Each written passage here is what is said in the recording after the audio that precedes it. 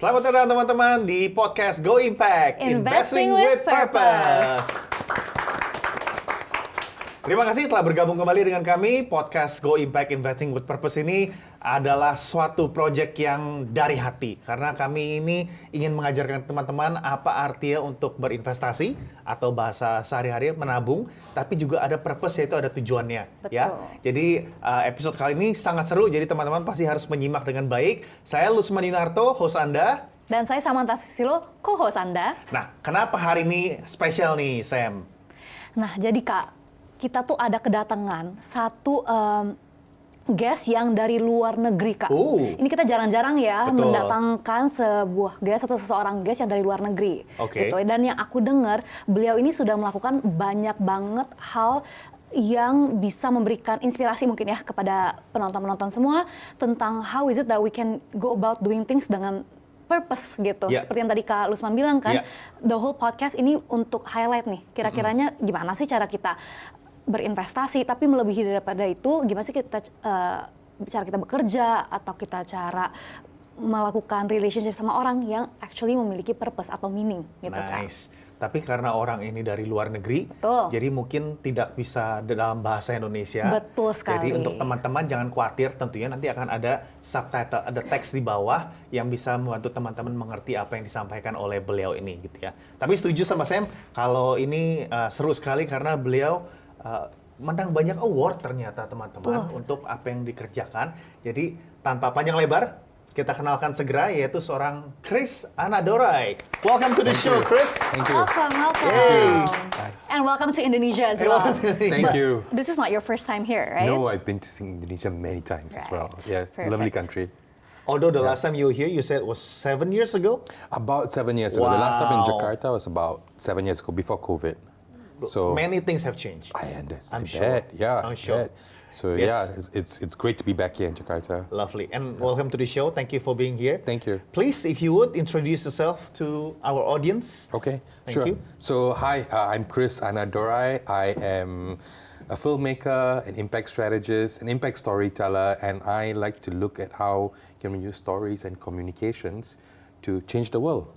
That's really the simplest way I look to do it. Stories, I believe, don't just touch hearts and change minds, they change the world. And that's where I think the power of stories lies. And when we use stories for the greater good, that's when so many things can happen. We change systems, we change policies, we change minds, we change hearts, and we move people, we catalyze them to do something, to make a difference for people, for animals, for the planet. And that's why I loved storytelling. That's amazing. You don't hear this kind of perhaps career path often, you know. And as you said, there is a beauty in storytelling, and if you use it beyond just storytelling itself, but infusing it with purpose, Yeah. I think the work that can be done or the impact that can be achieved is phenomenal. And I think I would be very much interested to hear how your journey has been in doing that, in the things that you've achieved, and for us to also learn in Yeah. how to better do the things that we do with YCAB Foundation. Yeah, Betul. yeah, absolutely. No, thank you. It is certainly a very different kind of a career path. Yes. It's non-traditional at all, and maybe even the beginning wasn't traditional, so to Right. speak. I grew up watching David Attenborough wildlife documentaries. So I always loved seeing things that was there on the screen and the story that he told. And when I was young, when I was 4, my dad, Sorry, 4 years old. When I was 4 years old, my dad was going on a business trip to Kenya, Africa, and I said, I want to go. Oh. So he brought me, which was beautiful because I went for safaris, I got to see the animals, like what I saw on TV, I'm seeing them in person. That just triggered a very different response within me. But I also met the local people, and I met the Maasai Mara tribe. I got to see how they interact with each other.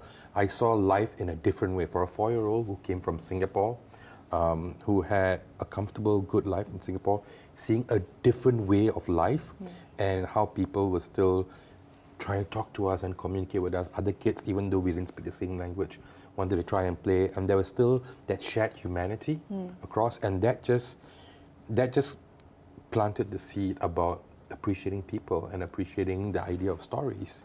And that's what triggered me to say, I want to work in this space. to see how I can use stories to bring us together as people, to create betterment for people and for the planet. I did a lot of different things to earn the skills. I worked in drama, with news, television, with film, just to be able to learn the skill set, because all those are different kinds of storytelling. And eventually then I moved into documentaries, because that's what I really wanted to do.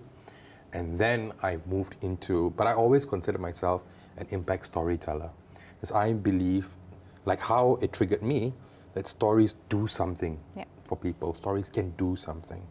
And based off that belief of a 4-year-old, I then believed that impact storytelling was the way I wanted to move forward. So I focused then my career on telling stories to what you just shared, that didn't just entertain you, but that inspired you and catalyzed you to do something. So I then focused a lot more on doing content for nonprofits across Singapore, across Asia, and over the world as well. So I've done wildlife conservation narratives, I've done environmental protection stories, and I've done social impact stories. All across, even in Indonesia, I've done stories from east, from Rote, from Sumba, all the way across to Aceh as well. And we've done amazing stories. And I say they're amazing stories because it's not that the stories were amazingly told, but we told authentic human stories of real people trying to make a difference for other people. So I helped to tell their stories. I helped them to tell their stories. And when you combine that with the soul and strategy of storytelling, that's where impact and the magic happens. Right. So that's where I'm always very excited about that. Movie magic for a good cause. Absolutely. Yeah. That's amazing. Teman-teman bisa menyimak ya tadi, kami harapkan ada teksnya, mudah-mudahan itu cukup jelas. Tapi yang membuat saya lumayan kaget in a good way, 4-year-old. Yes. When you were 4-year-old. Yeah. That's the power of impact storytelling. Impact It can storytelling. reach across all ages, I'm assuming, Yeah. from your stories. Yeah. Yeah. That's right. I think it's impact storytelling, and it's also it triggered in me the desire to want to see things differently, to want to see things beyond what my perspectives are. Yeah. And I'm very thankful that my dad agreed to bring a 4-year-old to that space as well. And that's one thing that I always share with a lot of different people. Expose yourselves and others to a different world, to a different people, to a different society as well. You see things differently, you appreciate things differently as well. Absolutely. So obviously you've been hooked on this career path, this journey for a long time now. Yes. And you'll stay in this particular niche market, this field. Yeah? Yeah. Because you see there's a need for it. Absolutely. There's absolutely a need for it. Stories do, to the point I mentioned earlier, stories do more than just entertain. They inspire and they catalyze action. And that's what stories should be. It should never be the end goal. Stories should be the means to an end. Wow. And the end is that I then reach you on a mental level where I actually challenge your way of thinking, right? And then I touch your heart. I make you feel something, right? When you combine that entertainment with the empathy, that's where you then trigger and catalyze you to say that here's something you can do about it. Yep. Right? Because the best kind of stories for me are the kind that after watching, I am absolutely restless. Like, emotionally, mentally, I just can't sit still, right? Because it's triggered me, right? And when it triggers me, then I want to do something, right? And so those are the kind of stories I love telling, right? I want to continue telling because there's a cause beyond just entertainment. There's a cause that's worth it. There's a cause that matters. Yes. And if I can then catalyze impact, whether that comes in from the form of capital, from various funders and partners, or if it catalyzes volunteering from people on the ground. So it's a holistic stream of impact from upstream to downstream. And that comes together, it creates impact, it creates change. Wow. Would love to hear more about some of the examples, the projects you've been involved in the past. Teman-teman, jadi sebentar lagi kita akan kembali dan mendengarkan tentang project-project yang apa sudah Chris lakukan dan bagaimana itu make a difference, so it changes things secara nyata gitu. Jangan kemana-mana, kita akan segera kembali.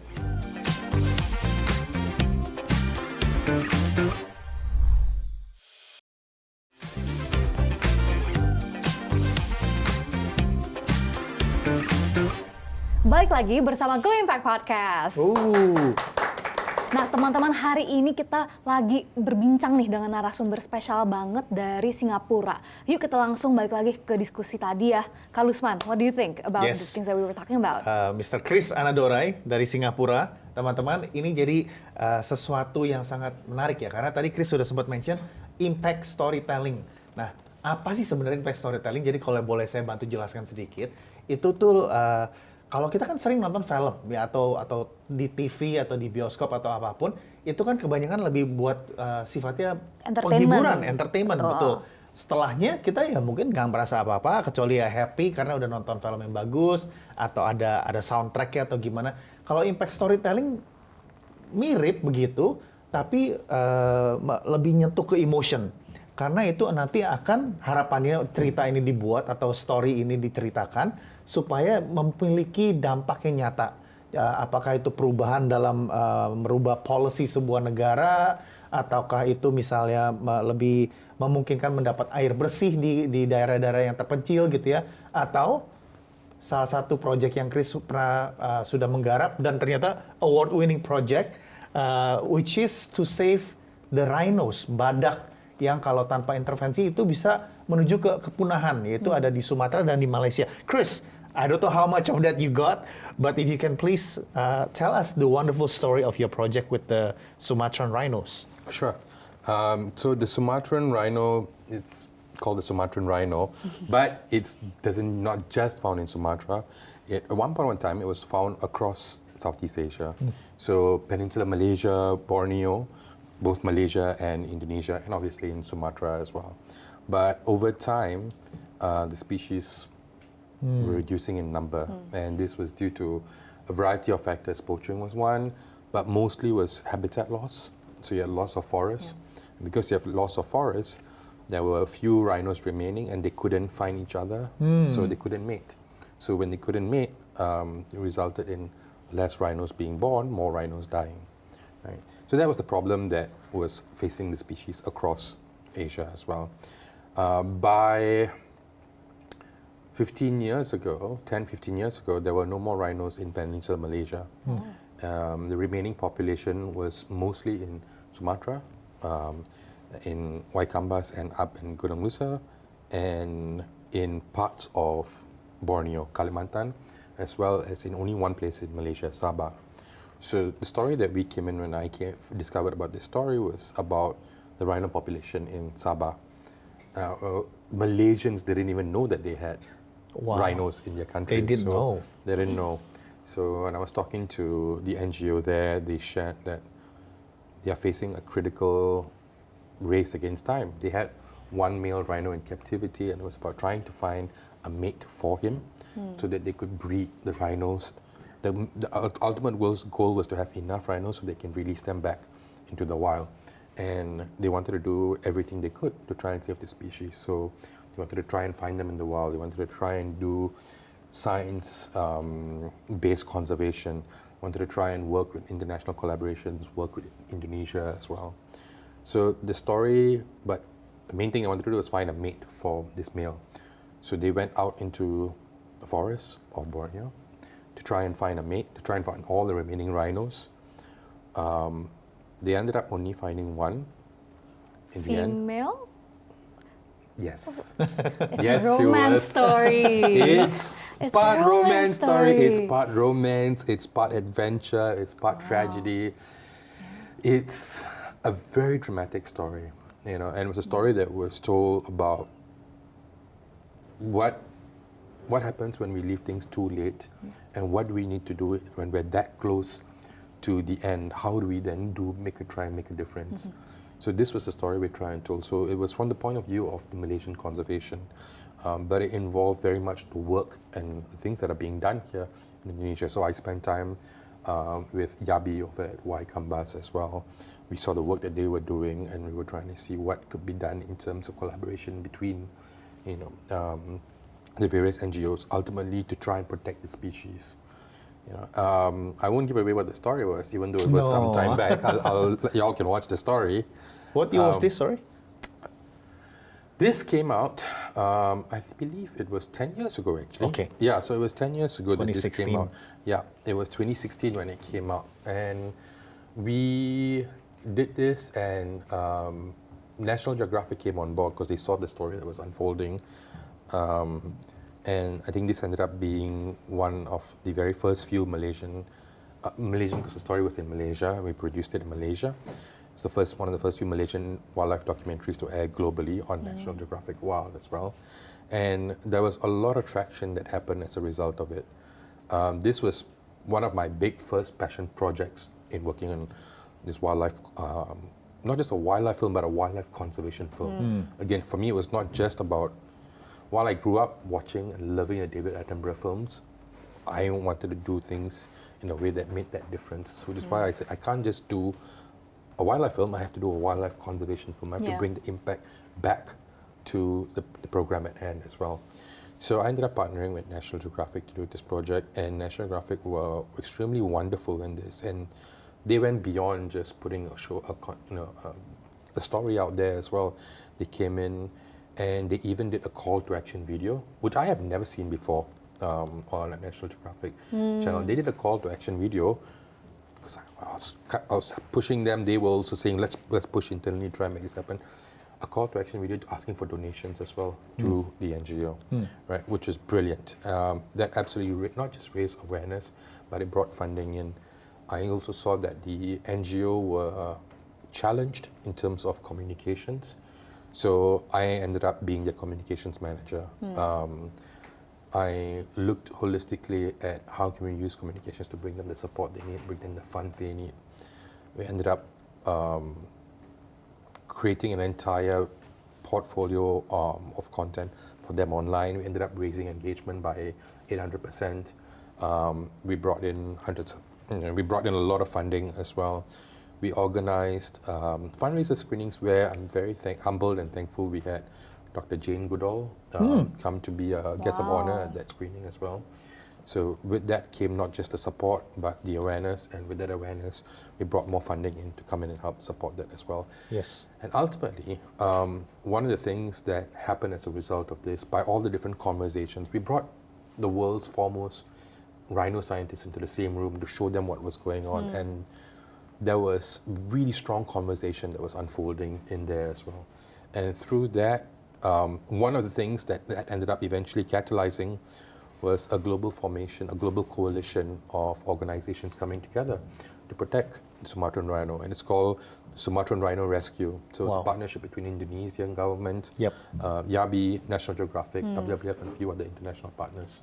Ultimately, that's what I really wanted to see things happen. I wanted to see change happen. It all came from telling a really strong story. Yeah. That's impact storytelling. Teman-teman, jadi yang dijelaskan Chris tadi, itulah impact storytelling. Very brilliant, very well done. Congratulations, even though that's 10 years ago. Endingnya gimana si Rhino, apakah ketemu jodoh pasangannya? Kita nggak dikasih tahu, disuruh nonton sendiri katanya. So there's gonna be links, nanti akan ada link yang diberikan, kita bisa nonton bersama-sama. Tapi pasti kita masih mau dengar lagi nih dari Chris tentang apa lagi yang akan digarap di Indonesia mudah-mudahan ke depannya. Jadi jangan kemana-mana, kita akan lanjutin ngobrol dengan Chris setelah yang satu ini.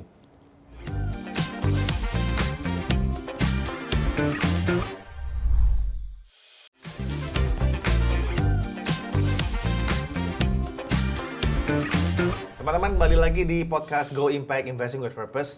Kalau teman-teman udah menyimak dari tadi, hari ini spesial karena kita kedatangan tamu dari Singapura, yaitu seorang Mr.